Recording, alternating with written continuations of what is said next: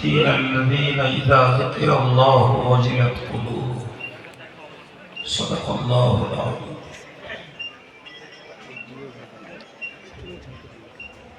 সম্মানিত